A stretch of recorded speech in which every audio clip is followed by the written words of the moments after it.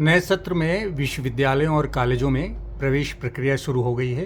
विद्यालयों में भी प्रवेश प्रक्रिया चल रही है। ऐसे में विद्यार्थियों के सामने सबसे बड़ा सवाल यह है कि उनका विषय चयन कैसा होना चाहिए। स्किल डेवलपमेंट और एआई के इस ज़माने में विद्यार्थियों को विषय चयन में क्या सावधानी बरतनी चाहिए।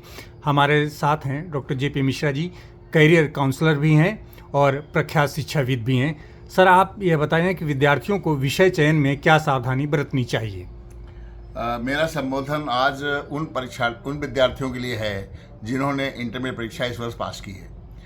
हमें 90% छात्र ऐसे मिलते हैं जिनके अभिभावक ये नहीं बता पाते कि बच्चे को क्या पढ़ना चाहिए, क्या नहीं पढ़ना चाहिए। बच्चे आपस में दोस्तों से चर्चा करके विषय चयन करते हैं। मेरे पास अक्सर बच्चे आते रहते हैं, मैं डी फार्मा कर लूँ, नर्सिंग कर लूँ, बी फार्मा करूँ, या बीए करने जाऊँ या एमए करने जाऊँ।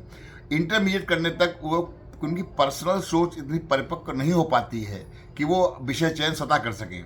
इसलिए अभिभावकों से ज़्यादा हम लोग विद्यालयों की जिम्मेदारी है कि वो इन छात्रों की मदद करें। जैसे बच्चे को पता होना चाहिए हमको क्या बनना है।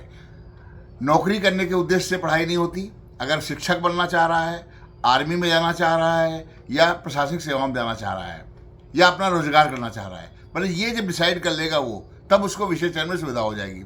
अध्यापक बनना चाह रहा है तो बहुत ज़रूरी बीए में अगर हिंदी उसने लिया हुआ है तो दूसरा संस्कृत होना ज़रूरी है।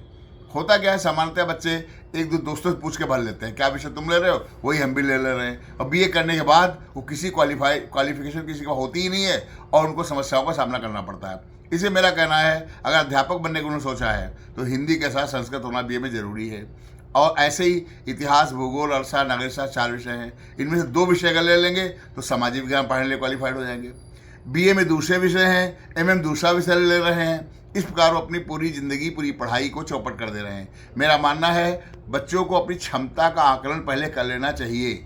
हर बच्चा नीट नहीं कर सकता, हर बच्चा आईआईटी नहीं कर सकता, तो जो उससे नीचे के कोर्सेज हैं उनके प्रति रुझान के लिए उसकी जानकारी होनी चाहिए। और मेरा मानना है ये कार्य सबसे अच्छा विद्यालय कर सकते हैं, टीचर्स कर सकते हैं। अभिभावकों के बस की बात नहीं है कि अभिभावक अपनी इच्छाएं बच्चों पर थोपना चाहते हैं, जिस कारण बच्चे का स्वतंत्र विकास रुक जाता है।